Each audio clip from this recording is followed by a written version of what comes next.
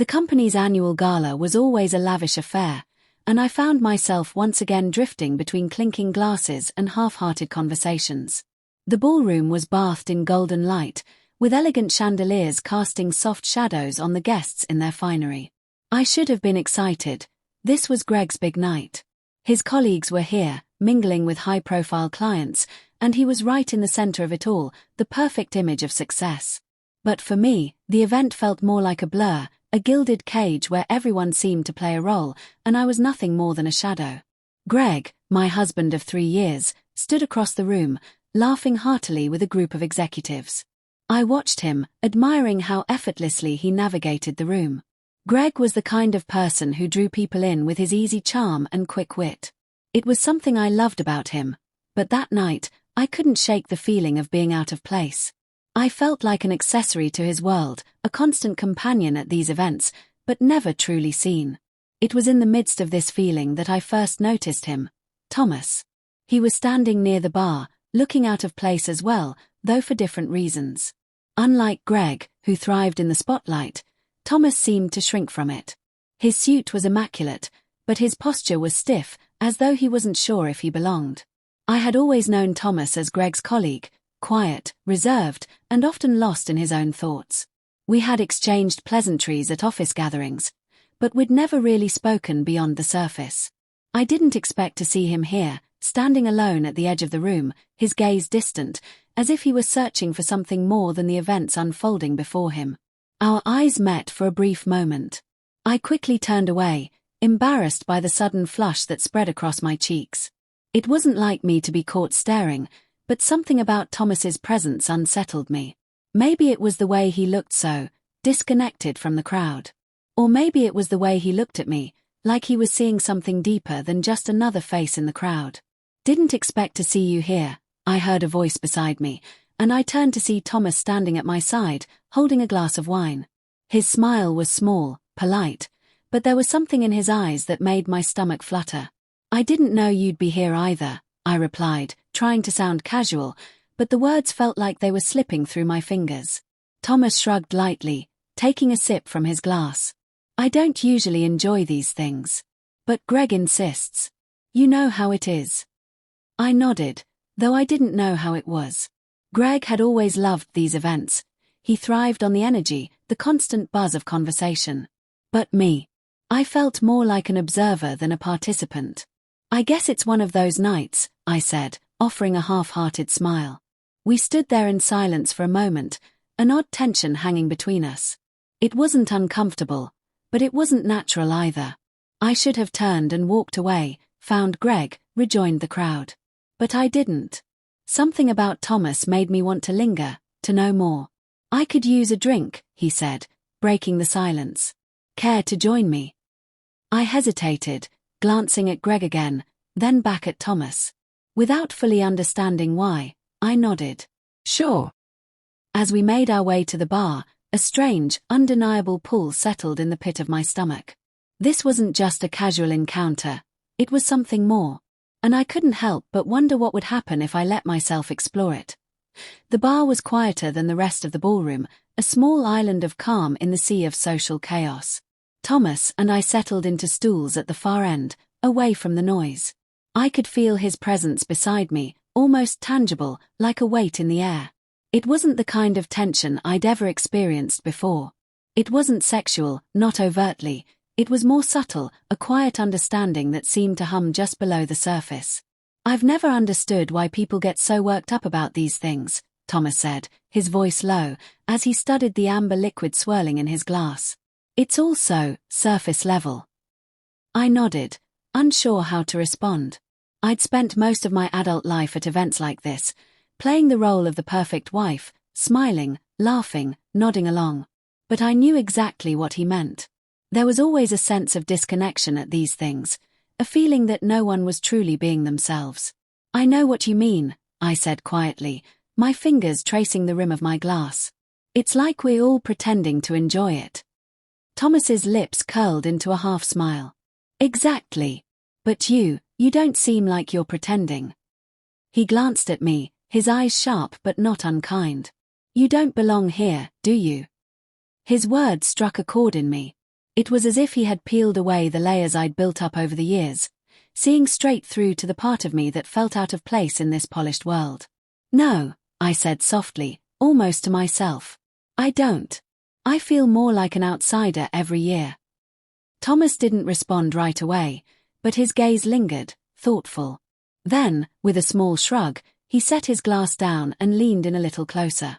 "You know, you don't have to stay in the shadows, you know. You could walk away. No one would miss you. Trust me." The words hit harder than I expected. They weren't cruel, but they carried a truth I hadn't wanted to acknowledge. Greg had his place here, his world, and I was just the person who accompanied him to these events. "I'm not sure I could do that," I said, forcing a light laugh, though it didn't quite reach my eyes. "It's complicated." Thomas raised an eyebrow. "Complicated how?" I hesitated. There was no easy way to explain the dull ache that had been creeping into my marriage. The loneliness that sat just below the surface, despite being surrounded by people who should have made me feel connected. "It's just, I don't know. Greg's great, really. He's just so busy with work, so focused on everything else," I said, trailing off. I wasn't even sure if I was making sense.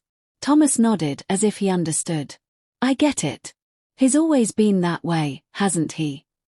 His voice was soft, but there was something in his tone that made me feel like he was holding back. I looked up at him, feeling a strange kind of vulnerability. I hadn't meant to say so much, but somehow, in the quiet space between us, it felt like the truth was finally being acknowledged. Before I could think of something to say, Thomas reached for his drink again, his fingers brushing mine lightly as he did.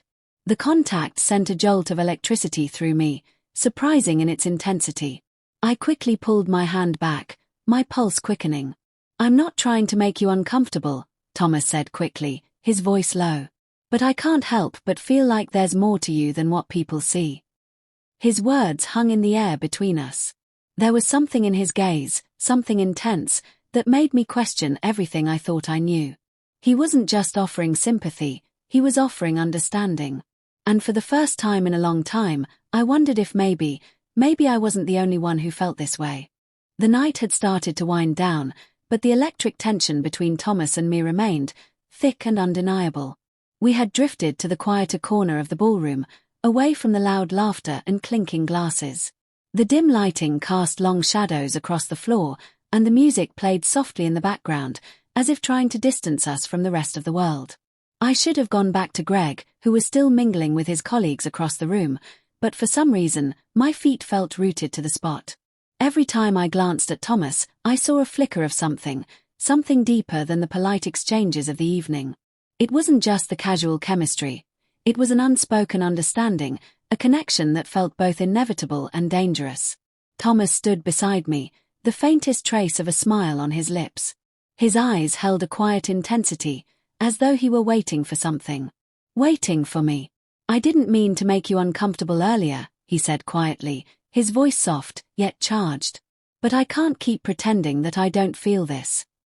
I swallowed, my heart thudding against my ribs. The words he spoke, though gentle, landed heavy in my chest. This wasn't just idle flotation. There was something more in his voice, a truth we both knew but had avoided for the sake of decorum. "You don't have to apologize," I replied, my own voice trembling slightly. I don't know what to do with all of this." I felt exposed, as if I'd been caught in a moment of honesty that was far too raw for the environment we were in. The weight of my own emotions seemed too much to carry, yet too impossible to ignore. Thomas took a slow step toward me, his presence enveloping me in a way that made it hard to breathe.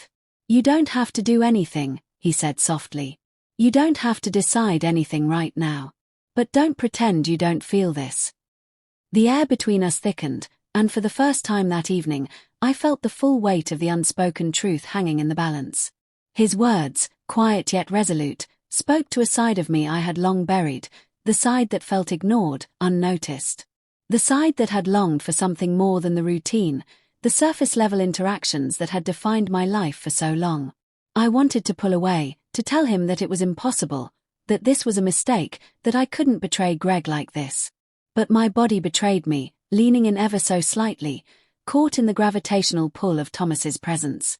Maybe we're both just pretending, I whispered, barely audible, my words feeling like a confession. Thomas's gaze softened, and he reached out, gently brushing a strand of hair from my face. His fingers brushed my skin, a touch so light it almost felt unreal. Maybe we are, he said, his voice hushed but filled with an undeniable warmth. But maybe it's okay to stop pretending. The moment stretched out between us, suspended in time.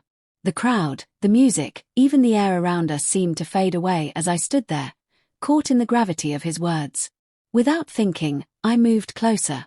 Our breaths mingled, and in that quiet, charged space, Thomas's lips met mine in a kiss that was both hesitant and urgent.